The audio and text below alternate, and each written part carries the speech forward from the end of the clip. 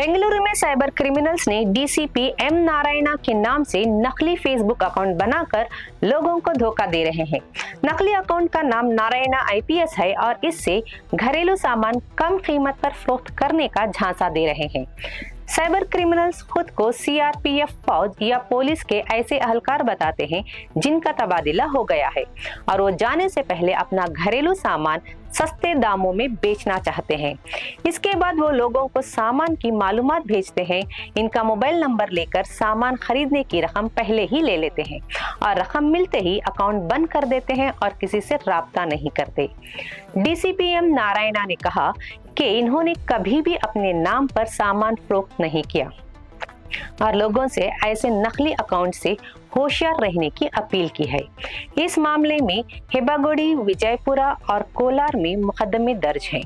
Police ने लोगों से कहा है कि सोशल मीडिया पर किए गए किसी भी ऑफर पर यकीन करने से पहले इसकी जांच करें, बगैर वेरिफिकेशन के किसी को रकम न भेजें और अगर धोखा हो जाए तो फौरन करीबी पुलिस स्टेशन या साइबर क्राइम हेल्पलाइन नंबर 1930 पर शिकायत करें।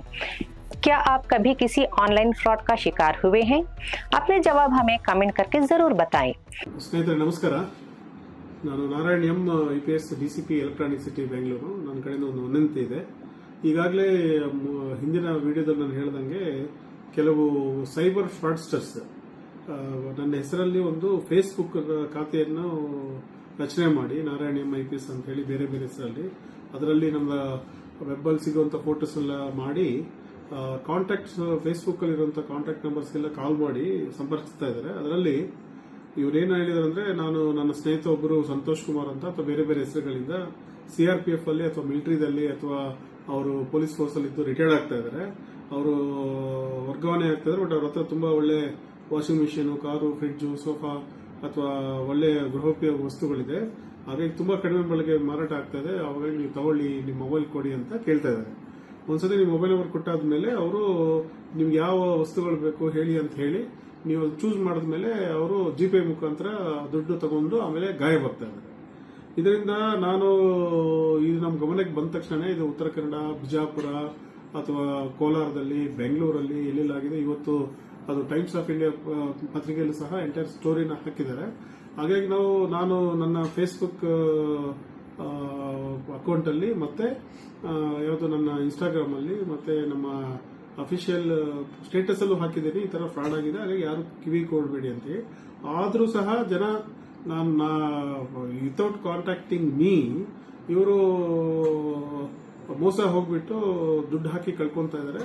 ಈಗಾಗಲೇ ಇದು ಸಂಬಂಧಪಟ್ಟಂಗೆ ಹೆಬ್ಬಗೋಡಿ ಪೊಲೀಸ್ ಸ್ಟೇಷನ್ ಅಲ್ಲಿ ಒಂದು ಸೈಬರ್ ಕ್ರೈಮ್ ಕೇಸ್ ರಿಜಿಸ್ಟರ್ ಆಗಿದೆ, ಬಾಣಸವಾಡಿಯಲ್ಲಿ ಕೇಸ್ ರಿಜಿಸ್ಟರ್ ಆಗಿದೆ, ಕಾರವಾರದಲ್ಲಾಗಿದೆ, ಒಂದು ಮಲ್ಟಿಪಲ್ 10 ಕಡೆ ಕೇಸ್ ರಿಜಿಸ್ಟರ್ ಆಗಿದೆ. ಈಗಾಗಲೇ ಯಾರು ಇವರಿದ್ದಾರೆ ಇವನು ಪತ್ತೆ ಹಚ್ಚಲು ಒಂದು ವಿಶೇಷವಾದಂತಹ ತಂಡವನ್ನು ಸಹ ರಚನೆ ಮಾಡಿದ್ವಿ. ನಾವು ಸೈಬರ್ ಫ್ರಾಡ್ಸ್ಟರ್ಸ್ ತುಂಬಾ ಅವ್ರಿಗೆ ಐಡೆಂಟಿಟಿ ಇರಲ್ಲ, ಮತ್ತೆ ಯಾವುದೇ ಇದು ಇರಲ್ಲ, ಹಾಗಾಗಿ ಅವ್ರನ್ನ ಪತ್ತೆ ಹಚ್ಚೋದು ಡಿಲೇ ಆಗಿದೆ.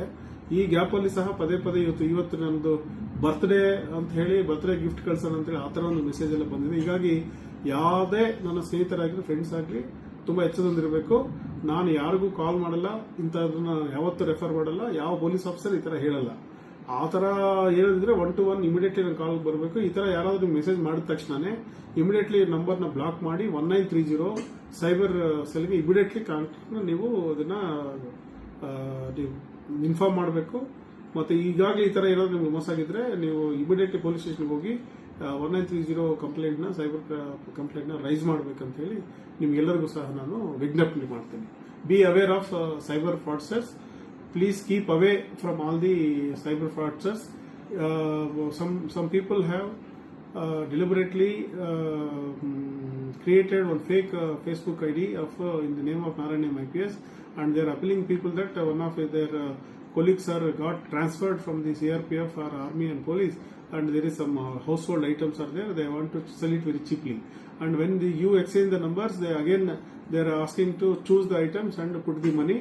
Once you put the money, their entire accounts are getting switched off, and it is clear-cut cyber crime that fraudsters are doing.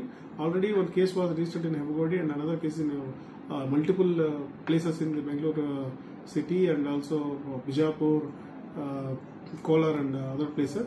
So please keep away from all these fraudsters messages.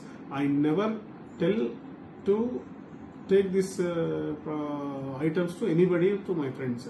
It is completely a fraudster scam. Please keep away from the scam. If you already become a victim of this case, please kindly go to the nearest police station, lodge that case, and also you immediately block the number and in 1930 cybercrime helpline. So please keep away. It is a scam. Nothing is sort of like that. Please be aware of the cyber fraudsters.